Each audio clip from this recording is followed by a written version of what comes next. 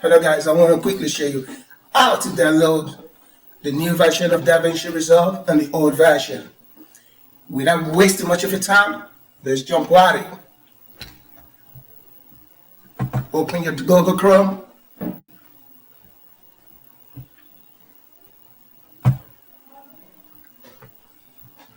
Go to Google search.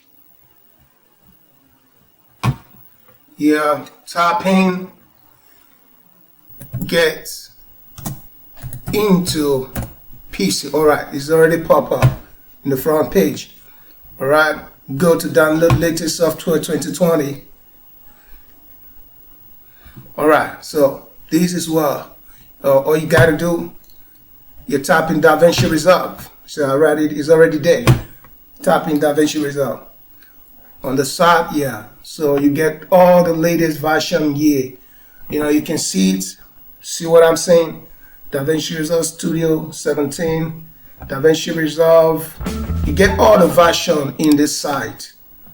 Alright, guys, this is how you get DaVinci Resolve, the old and the new version. I think I need to leave you guys right now.